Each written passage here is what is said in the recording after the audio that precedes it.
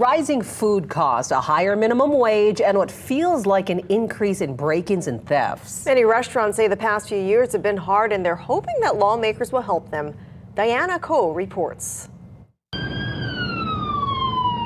The Maui wildfires added on another difficulty to an already challenging period for Hawaii's restaurant industry that started with COVID lockdowns and the resulting economic downturns, labor shortages, and crimes of desperation, according to the Hawaii Restaurant Association. If no new regulations and against the businesses, I think that will be my wish list for 2024.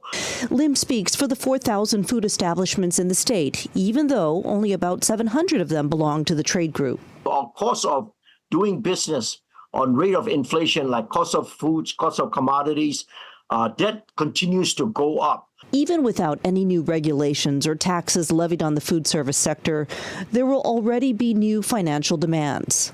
We do have, come January 1, minimum wage increase from $12 an hour to $14 an hour.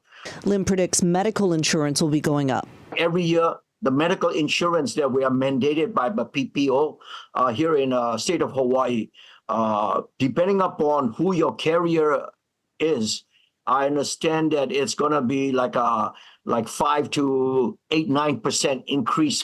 And the Maui fires exposed just how many businesses were underinsured. Most of the insurance carriers are going to be looking to make up for it by making sure that, one, you have enough coverage, and two, you will pay corresponding increase so that your business is properly covered.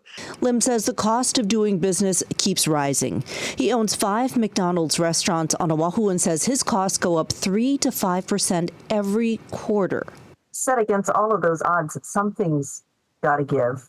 Either you have fewer staff and then you have customers complaining about slower service, or you maintain what you have and then you have customers complaining about higher food prices. It's all of the above because, as you know, somewhere down the line, the American psyche workforce totally changed with the pandemic.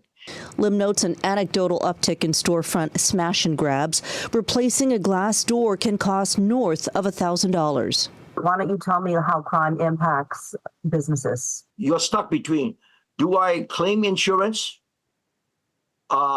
and see my insurance rate go sky high, or do I just hang on for a little while and pay for it from my own P&L statement as a cost of doing business? He's hoping the government will impose stiffer penalties on crimes. Thank you, Victor Lim from the Hawaii Restaurant Association, for sharing some thoughts with us. Diana Coe, Island News.